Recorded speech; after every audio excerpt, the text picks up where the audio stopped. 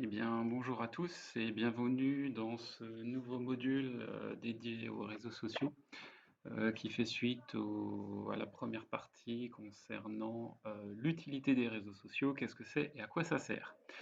Alors, c'est un module qui va rester généraliste, malheureusement on ne pourra pas voir l'ensemble des points relatifs aux réseaux sociaux parce que ça va beaucoup trop loin.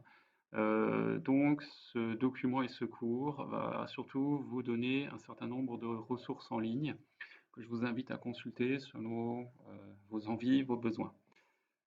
Il est certain que connaître l'intégralité des réseaux sociaux qui existent sur la planète, ne serait-ce que les plus courants, ainsi que leurs fonctionnalités, demande des jours et des jours de lecture et de tests. Allez, sans plus attendre. Commençons. Alors, rapide sommaire, j'ai pris volontairement les 6 réseaux sociaux qui m'ont semblé être les plus connus et les plus pertinents, du moins en Europe, à savoir Facebook, Instagram Messenger, WhatsApp, Twitter et LinkedIn. Bon, la session de questions-réponses sera asynchrone, bien entendu, mais je vous invite à me poser toutes les questions que vous souhaitez. Alors, déjà un premier graphique qui vous montre un peu l'histoire des applications, des outils et plus tard des réseaux sociaux. Alors très brièvement, on peut scinder ça en quatre grandes périodes, pardon. Bon, la première période, je la passe très rapidement, c'est la création d'Internet, on n'est pas là pour en parler. Les années 90 ont surtout donné naissance à des groupes qui existent encore aujourd'hui, pour la plupart. eBay, Amazon, Google, PayPal, Yahoo, etc. Tout ça existait dans les années 90. Ça a beaucoup évolué, mais il faut savoir qu'à l'époque, pour ceux qui étaient nés et qui utilisaient, j'en fais partie, Amazon, on connaissait déjà. eBay marchait très très bien, basé sur un système d'enchères. C'était des plateformes, voilà, c'était les prémices de l'e-commerce. Fin des années 90, début des années 2000, le réseau internet se développant et le débit également, on a vu naître un certain nombre de plateformes qui proposent dans un premier temps surtout de la musique en ligne, puis de la vidéo en ligne, ainsi que des photos en ligne. C'est là qu'on a vu naître MySpace, on a vu naître Skype pour pouvoir discuter à distance, c'était une révolution à l'époque. On a vu des gros centres de ressources comme WordPress ou Wikipédia naître, Flickr qui existe encore, qui a été racheté par Yahoo depuis, mais qui fonctionne toujours bien. Et là, si vous voyez, on a les premiers réseaux sociaux qui naissent, dont Facebook en 2004. LinkedIn en 2003 également, c'est un des plus anciens. Vous voyez YouTube qui date de 2005, Twitter en 2006, etc. Google+, voilà, qui est plutôt dans la partie après 2010, mais qui est décédé depuis, si on peut le dire ainsi. Mais si vous voulez, donc la majorité des réseaux sociaux datent du début des années 2000. Ça, c'est pour juste le garder en tête. Ça veut dire quoi? Ça veut dire que tous les réseaux que vous utilisez aujourd'hui ont déjà 20 ans d'âge. Ce qui est déjà pas mal, parce que tenir 20 ans sur Internet, c'est énorme. Alors, on va rentrer dans le vif du sujet. Donc, Facebook, dans un premier temps. Alors, je ne vais pas autant dans les détails pour tous les réseaux sociaux, parce que, pour tout vous dire, la majorité des ressources et de ce que vous allez trouver là, bah, vous le trouvez sur Internet par vous-même. Moi, je vous donne juste les grosses pistes, à vous d'aller plus loin. Alors, le slogan de Facebook, pardon, je vous laisse le lire en anglais. La traduction, c'est Facebook vous permet de rester en contact avec les personnes qui comptent dans votre vie. C'est-à-dire qu'à l'origine, la vraie philosophie de Facebook, c'était de mettre en relation des personnes qui comptent dans votre vie, donc entourage très familial, voire amical. J'ai mis également la définition de Wikipédia, c'est donc un réseau social en ligne qui permet à ses utilisateurs de publier des images, des photos, des vidéos, etc., de joindre, de créer des groupes. La définition de Wikipédia va plus en termes de fonctionnalité. En gros, vous partagez des contenus avec un entourage qui vous est proche. Alors Facebook se décline aujourd'hui, en 2019, en plusieurs produits. Vous avez d'une part le compte ou le profil, qui est, on va dire, l'entrée de base dans Facebook. Vous avez la possibilité de créer des pages professionnelles. Pour créer une page, il est obligatoire d'avoir un compte. Vous avez ensuite le Business Manager, qui est le level au-dessus. C'est l'outil qui vous permet de faire de la publicité en ligne dans Facebook. Et vous avez bon nombre d'applications tierces qui viennent se greffer sur Facebook.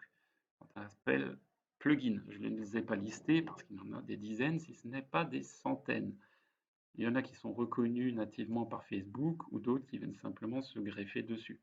Par exemple, il n'est pas rare de voir un logiciel de billetterie être intégré directement dans Facebook pour pouvoir acheter des billets à un concert. Voilà. En gros, c'est devenu un outil pluridisciplinaire, Facebook. On va se demander si on peut encore vraiment parler de réseau social. Et il y a également un certain nombre d'applications intégrées à Facebook suite à différents rachats. Par exemple, Instagram. Instagram et Facebook sont quasiment la même application. Les deux communiquent entre elles de manière très simple. Je ne rentre pas dans les détails techniques, hein. C'est juste pour vous donner encore une fois les grandes lignes. Alors, gros plus de Facebook de nos jours. Alors là, je vous donne mon avis personnel, hein, vous en faites ce que vous voulez. C'est pour moi le plus grand moteur ou le plus grand outil en termes de marketing, en termes de publicité payante. Business Manager, vous faites des choses monstrueuses avec et vous avez des taux de conversion énormes. Bon, il y a un désavantage ou un inconvénient à cela, c'est que la publicité dans Facebook, vous, vous atteignez des personnes en fonction de leur centre d'intérêt et non pas en fonction de recherche, comme vous pouvez le faire dans Google. Donc vous devez vous devez convaincre votre audience d'adhérer à ce que vous souhaitez leur vendre. Bref. Mais ça marche très très bien la pub sur Facebook. Si ça vous intéresse, je peux faire un module dédié à ça. Facebook, c'est devenu un des principaux moteurs de recherche. Il ne faut pas l'oublier. La Marketplace, qui est en place depuis pas si longtemps que ça dans Facebook, marche très très très très bien. Et si vous faites une analyse des recherches qui sont faites dans le moteur de recherche Facebook, ça vous donne quand même, en termes de statistiques, pas mal d'idées ou de lignes directrices sur ce que recherchent les gens. Très utile pour la publicité, encore une fois. Troisième point, Facebook, c'est devenu quelque part votre moi virtuel. J'entends par là, c'est une image de vous en ligne qui est parfois beaucoup plus pertinente que votre carte d'identité. Il n'est pas rare maintenant, il suffit de regarder toutes les séries américaines, les séries policières. Maintenant, on va plus faire des enquêtes pour voir s'ils sont dans les fichiers du FBI. Le premier truc que les gens y font, que les policiers font, c'est est-ce que les gens sont sur Facebook? Si oui, qu'est-ce qu'ils postent? Voilà. C'est un changement de paradigme. C'est-à-dire que votre vie ne tient plus à ce que vous faites dans la vie réelle, mais à ce que vous faites virtuellement sur Facebook. Alors, c'est encore vrai, mais ça va le devenir de moins en moins à mon sens, tout simplement parce que les utilisateurs de Facebook, bon, au niveau mondial, vous trouverez toujours des exceptions, mais je sais qu'au niveau un peu plus local, je connais de moins en moins de jeunes, enfin, quand je dis jeunes, c'est 20 ans, qui ont un compte Facebook. Bien sûr, il y en a qui l'ont encore, mais si vous voulez, c'est plus des gens de ma génération qui auront un compte Facebook, même s'ils ne l'utilisent pas, que des plus jeunes. Les plus jeunes s'orientant davantage vers WhatsApp. On y viendra tout à l'heure. Alors en termes de fonctionnalité, je vous ai fait une capture, mais encore une fois, je ne suis pas rentré dans les détails, je vous ai simplement mis les liens. Donc vous avez l'aide de Facebook qui vous donnera l'ensemble des possibilités et des fonctionnalités qui sont offertes par ce service. Donc vous voyez les choses de base, hein. Ajout d'amis, ça reste la fonctionnalité numéro 1. Après la création du compte, vous avez votre page d'accueil, la messagerie, les photos, les vidéos, donc ça reste encore très axé contenu, mais très rapidement on arrive sur la gestion de groupe, d'événements, les moyens de paiement, oui, parce qu'avec Facebook on peut payer en ligne, les marketplaces, les applications, etc. Ça va très loin. Facebook pour les pros, je vous ai mis le lien également, et Facebook Ads, je vous l'ai mis également. Alors j'ai prévu une petite démo directe, donc je vais le faire. Je vais simplement vous montrer à quoi ressemble une interface de Facebook pour ceux qui ne le connaissent pas. Alors, je me connecte un instant. Forcément, j'ai pas mis le bon lien. C'est toujours comme ça, les aléas du direct. Et je vais pas m'embêter à faire un montage, donc je laisse. Blablabla. Voilà, donc là je suis sur mon compte Facebook. Et en fait, quand vous avez un compte business, publicitaire, vous allez là dans le petit menu qui est représenté par la petite flèche en haut, si elle veut bien s'ouvrir, parce que Facebook, c'est pas le plus rapide. Et là, vous avez quelque chose qui s'appelle Business Manager. Vous cliquez dedans. Alors moi, mon compte, il est déjà configuré et tout, donc vous aurez peut-être pas ça dans un premier temps, mais en gros, vous avez ça. Et juste pour la petite histoire, je me suis rendu compte qu'il y a très peu de gens qui savaient que le Business Manager existait. En gros, c'est vous gérez des comptes publicitaires. Alors, je vais vous en ouvrir un. Donc là, vous avez votre compte, les pages et le compte publicitaire qui est rattaché. Vous pouvez gérer plusieurs comptes publicitaires, c'est pas un souci. Voilà, donc en gros, ça ressemble à ça. Je ne vais pas rentrer dans les détails, mais en gros, vous avez des campagnes, vous avez des ensembles de publicités et des publicités euh, que vous pouvez répartir de différentes manières, donc dans Facebook, dans Instagram, dans Messenger, ça va très très loin.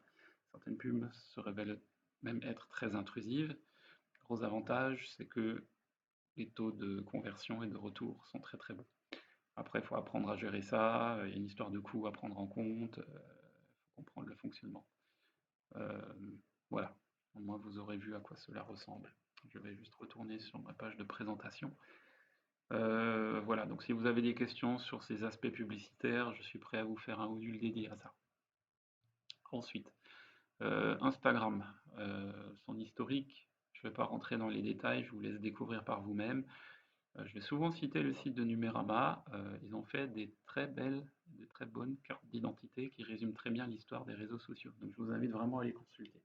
Je ne vais pas rentrer dans les détails, je vais juste vous parler de sa philosophie. Instagram, à la base, c'était censé remplacer le fameux Polaroid. Vous savez, l'appareil photo, quand vous appuyez dessus, vous avez la photo qui sort directement. Bon, ça, c'était vraiment l'idée de base. Donc Instagram était plutôt destiné à des photographes ou à des gens qui avaient envie de publier des photos instantanément et à les partager au plus grand nombre. Simple, efficace, rapide. Ça a très bien marché. Gros avantage de cette appli, c'est qu'il n'y a pas besoin d'appareil photo, il n'y a pas besoin de logiciel de retouche, tout est intégré dans Instagram. Donc dit comme ça paraît vachement simple. Et en effet, même ceux qui ne sont pas férus de photos, ou, voilà, qui n'ont pas trop l'habitude de communiquer sur les réseaux sociaux, Instagram est très très très accessible. Vous n'avez pas à vous embêter à taper du texte, etc. Bien entendu, c'est toujours mieux de mettre des hashtags, mais ce n'est pas nécessaire. Vous pouvez très bien avoir une petite communauté et partager vos photos avec cette communauté-là. Alors, en termes de fonctionnalité, bon là j'en ai mis un peu plus, vous avez le flux de photos, donc ça, bien entendu, quand vous ouvrez Instagram sur un téléphone mobile, vous avez, au même titre que Facebook, une espèce de chronologie qui s'affiche, mais vous ne voyez pas de texte. C'est que des photos, parfois vous voyez uniquement le premier commentaire. Le nombre de j'aime, ça a été supprimé que très récemment, donc ça on ne le voit même plus. Donc c'est vraiment orienté photo. Vous avez votre page de profil dans laquelle vous pouvez retrouver des statistiques, la liste des photos que vous avez postées, voilà la carte du monde avec les clichés que vous avez pris, enfin voilà, des petites fonctionnalités sympas, mais pareil, ça va pas très très loin. Et vous avez bien entendu l'outil de recherche qui vous permet de rechercher des photos qui vous intéressent, de les liker. Les choses un peu plus récentes, qui sont un peu différentes, c'est que vous avez un Instagram direct. C'est une messagerie qui est intégrée directement dans Instagram et qui permet donc de faire des stories, hein. Mais on peut également intégrer des groupes de discussion allant jusqu'à 15 personnes. Voilà. Donc en gros, vous allez retrouver dans Instagram beaucoup de fonctionnalités qui ressemblent à ce que vous avez déjà vu dans Facebook, si vous utilisez Facebook. Forcément, bah, depuis que ça a été racheté, Ils essayent d'uniformiser les produits. En termes de publicité, c'est également très puissant parce que Instagram est basé complètement sur le Business Manager que je vous ai montré tout à l'heure. Si vous voulez faire de la publicité sur Instagram, il va vous falloir utiliser en principe le Business Manager de Facebook afin de cibler plus précisément les audiences. Et puis vous avez quelques applications tierces qui viennent se greffer sur Instagram, Hyperlapse, voilà, qui permet de faire des vidéos au ralenti ou en accéléré, Layout qui permet de présenter des photos, voilà, sur des grilles de présentation, et Boomerang qui est un peu plus connu, qui permet de faire des petits snapshots de 1 à 2 secondes, des lectures aller-retour non-stop. Voilà. Bon, Messenger, pareil, l'historique, je vous laisse le découvrir, Wikipédia est retracé dans les détails. En termes de fonctionnalité, Messenger, à la base, c'est l'application donc de messagerie qui à la base était. Facebook avait un système de chat et de messagerie intégré, mais ils ont décidé d'en faire un outil à part. Donc Messenger, d'un point de vue application sur votre téléphone, est totalement désolidarisé. Voilà, je vous laisse découvrir un peu les fonctionnalités cachées. Si vous utilisez Messenger, c'est pas mal, et bien entendu, vous pouvez faire de la publicité dans Messenger grâce au Business Manager. En gros, ça reste le monde Facebook, hein. Donc, Facebook, Instagram, Messenger, même boîte, même société. WhatsApp, un rapide historique, a été créé en 2009. L'objectif, ou plutôt les deux objectifs principaux, c'est d'une part, c'était de remplacer le SMS. Donc ça, c'est, on va dire, comme ça que ça a été vendu à l'européen standard, trop coûteux à l'époque, notamment à l'international. Et comme WhatsApp a été, je crois, créé par des Ukrainiens, ils voulaient simplement arrêter d'être fliqués. Donc ils voulaient échapper à l'espionnage russe. Donc ils ont décidé de créer une application tierce qui passerait par le web et donc où toute communication serait cryptée. Ça a plutôt bien marché. En 2014, donc 5 ans après, Facebook rachète WhatsApp pour la somme de 19 milliards de dollars. C'est énorme. Mais ça reste une application indépendante. Vous n'avez pas de publicité dans WhatsApp. Vous ne pouvez pas faire de pub directement depuis le Business Manager de Facebook pour WhatsApp. Les données sont également différentes de Facebook. Regardez un petit peu l'histoire. Avec Cambridge Analytica et compagnie, il y a eu pas mal d'encre qui a coulé à ce sujet-là, mais pour autant que je sache, les données qui transitent par WhatsApp ne sont pas sauvegardées chez Facebook. Enfin, ça, c'est le discours qu'on nous tient. Est-ce que c'est vrai? Je vous en laisse juge. Je vous ai mis la petite histoire de WhatsApp, voilà, où j'ai repris toutes ces données-là. Donc, au niveau des fonctionnalités, le site officiel, bien entendu. Et puis, je vous ai mis un lien de recherche de Google, tout simplement. Vous tapez WhatsApp fonctionnalité, vous tombez sur des trucs et des astuces. Je ne vais pas rentrer dans les détails, hein, c'est juste pour vous donner en gros quelques éléments de recherche. En Twitter, ça c'est assez intéressant parce que c'est assez récent comme. J'ai mis assez récent, ouais, c'est pas tout à fait vrai, mais étonnamment, c'est un des seuls réseaux à ne pas avoir été racheté. Donc j'ai mis assez récent, non, en fait, c'est faux. Il est même plutôt ancien. Je vais modifier en direct ça parce que franchement, c'est une erreur de ma part. Non, Twitter, ouais, il a donc été créé en 2006. C'est un réseau social qui n'a pas été racheté, donc il est totalement indépendant. Hein, beaucoup de gens se questionnent par rapport à son modèle économique. C'est une entreprise qui marche. Twitter est toujours utilisé. C'est pas le réseau social le plus utilisé en Europe. On a beaucoup de suiveurs en fait en Europe. On a très peu de gens qui postent. On peut faire de la pub sur Twitter, mais honnêtement, ça marche pas trop. J'ai pas remarqué que ça fonctionnait bien. Je vous ai remis le lien Numérama pour en parler. En termes de fonctionnalité, il y a des petites choses sympas. Il y a un Media Studio qui est intégré à Twitter, qui permet de gérer des vidéos en direct. Bon, j'ai jamais trop vu l'intérêt. Il y a 2-3 entreprises, j'ai vu qui faisaient ça, mais bon, je sais pas s'il y a des statistiques énormes quand on fait ce genre de choses. Si vous voulez, Twitter, on a assez vite fait le tour. Ça va pas très loin. Même le manager de publicité dans Twitter, il est assez simple. Enfin, simple, non. Il est assez. Je vais pas dire qu'il est simple à prendre en main. En termes de fonctionnalité, il n'y en a pas beaucoup. Donc, même si vous en sortez pas trop au niveau de la navigation, vous avez vite compris comment ça marche. Bon, par expérience, je peux vous le dire, c'est pas le plus engageant en termes de business, hein. Je préfère faire de la pub avec Google ou Facebook qu'avec Twitter. Par contre, là où ça marche bien, ça marche très très bien, c'est quand vous intégrez ou quand vous créez des groupes par centre d'intérêt. Je vais prendre un exemple qui me concerne. Il y a énormément de frontaliers qui viennent travailler au Luxembourg en prenant le train. Mais il faut savoir que sur le réseau ferroviaire, entre la Moselle et le Luxembourg, il y a des problèmes de retard récurrents. L'infrastructure ne suit pas. Enfin bon, je ne vais pas vous retracer tout l'historique, mais en gros, il y a une association de voyageurs qui s'est créée et ils ont monté leur groupe sur Twitter, leur groupe de discussion.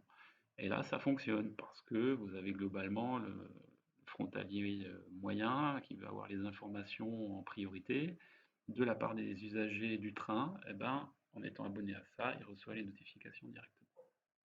Donc voilà, par centre d'intérêt, ça marche super bien. Dans des niches comme le SEO, ça marche super aussi. Abonnez-vous à tous les gens qui font du SEO, ça marche de manière géniale. Donc vraiment, un peu plus orienté professionnel. Ouais. À une époque, Twitter marchait aussi très bien pour les stars américaines qui étaient très suivies. Maintenant, il y a eu un glissement qui s'est fait vers Instagram. Bon, après, honnêtement, je suis pas trop les gossips qui se disent il faut des stars, donc je ne saurais pas vous donner plus de détails à ça, par rapport à ça. Mais c'est vrai que Twitter met essentiellement en avant un court message, souvent accompagné d'une image, mais c'est le message et les hashtags qui sont porteurs de contenu. Dans les stars, pour être vues, elles ont besoin d'images, donc voilà, c'est surtout la vidéo, les stories qui marchent bien. Voilà. LinkedIn, pareil, je vous ai remis le lien vers Numérama, créé en 2002, c'est un des plus anciens réseaux qui existe. Ça a été racheté par Microsoft, oui, on a tendance à l'oublier, mais LinkedIn appartient à Microsoft. LinkedIn, même s'il garde une certaine indépendance, c'est sous le joug de Microsoft et grâce à Microsoft qu'ils vivent, d'une certaine manière. Ils sont quand même relativement indépendants parce qu'ils ont un business model qui est très efficace. Il est semi-payant, c'est-à-dire que s'inscrire à LinkedIn est entièrement gratuit. Vous pouvez utiliser LinkedIn à vie sans débourser un seul centime. Par contre, il y a 3 axes où ça marche d'enfer. C'est la publicité sur LinkedIn, bon, qui reste quand même relativement cher. On est de l'ordre de 1 euro le clic, quand même 10 à 20 fois supérieur, 100 fois supérieur à ce qu'on peut faire sur du Facebook ou du Google. Donc c'est 1 ou 2 euros le clic de base. Mais bon, c'est qualifié, donc vous avez des chances que ça génère des clics de qualité. Vous pouvez vous abonner à LinkedIn. Alors, il y a plusieurs profils premium, hein, vous pouvez regarder en fonction de votre. Si vous cherchez de l'emploi, si vous êtes un recruteur, si vous souhaitez faire du marketing, voilà. C'est des abonnements payants mensuels. Je crois que c'est à l'ordre de 40 euros par mois, on n'en est pas très loin. C'est pas donné. Là, j'ai pas de recul, honnêtement, je me suis jamais abonné à ça. Je pars du principe que ça fonctionne très bien comme ça. Par contre, là où il dégage le plus de ressources financières, c'est par rapport au recrutement et aux annonces payantes. Ah, je peux vous faire un petit retour d'expérience. J'ai dû faire au mois de juillet, on m'a demandé de booster, si vous voulez, une offre d'emploi au mois de juillet, dont la date d'échéance était début septembre. Donc en gros, j'ai lancé la campagne aux alentours du 15 juillet, ça a tourné tout l'été, donc on va dire que ça a tourné pendant une cinquantaine de jours. On m'a dit, ok, j'ai demandé c'est quoi le budget, on m'a dit bah écoute, c'est quoi le budget de base? J'ai dit bah LinkedIn préconise comme budget de base 11 euros par jour. Alors, oui, c'est cher. Vous faites 50 fois 11, voilà, ça vous donne à peu près le montant de la campagne. Alors, la RH, quand je lui ai transmis les candidatures, elle m'a dit c'est pas possible, j'en ai jamais eu autant. C'est vrai. En fait, elle s'est retrouvée avec près de 300 candidatures pour une offre d'emploi qui a tourné 50 jours. Donc vous faites 300 divisé par 50, ça fait une moyenne de 6 candidatures par jour, qui, on va dire aux 3 quarts, moitié, 3 quarts, ouais, 2 tiers, allez, étaient quand même très pertinentes. C'était des gens qui rentraient pleinement dans la cible. Après, bien sûr, il a fallu passer par une phase de tri, mais franchement, ça marche plutôt bien. Donc, si vous voulez faire du recrutement et que vous avez de l'argent à dépenser, sans trop vous casser la tête à passer par LinkedIn, ça marche très bien. D'autant que le ciblage est quand même relativement précis. Bon. Fonctionnalité de LinkedIn, pareil, je vous ai mis le lien direct. Je vois que j'ai fait des erreurs de numérotation dans les slides. Je vais corriger ça avant de le mettre en ligne. Voilà, je ne vais pas aller plus loin. En termes de ressources, alors je vous ai mis un lien. Ça vaut ce que ça vaut. C'est une brève histoire des réseaux sociaux. J'ai trouvé ça pas trop mal fait. Ça date de 2018. Mais en gros, vous avez une vidéo, vous avez une bonne histoire et ça vous reprend vraiment la base, d'où ça vient. Ça vous parle encore d'Alta Vista pour ceux qui ont connu. Voilà, c'est de là que j'ai repris la frise chronologique. Il parle de MySpace. Voilà. Enfin bon, ça c'est bien. Pour ceux qui aiment les belles histoires, je vous invite à lire ça. Alors vous le voyez, je ne vais pas parler de Pinterest, je ne vais pas parler de Tumblr, je ne vais pas parler de Snapchat. Ça, c'est des applications, c'est pas forcément des réseaux sociaux, c'est à débattre. Mais bon, voilà, je vous invite vraiment à faire la lecture de tout ça. Et puis voilà, 26 minutes. C'est allé très vite. Donc si vous avez des questions, envoyez-moi un email, posez vos questions via la FAQ qui est sur la plateforme. Sinon, je vous dis à demain soir, 21h, pour le premier module pratique. Enfin. C'est vrai que là, on parlait beaucoup de généralité, mais demain, on va vraiment mettre les mains dans le cambouis. On va parler des personas. Donc, je vous tease un petit peu le programme de demain. Les personnages, je ne vais pas faire de PowerPoint détaillé là-dessus. Il va falloir écouter. Et je pense que le document que je vais vous fournir, le template, parlera de lui-même.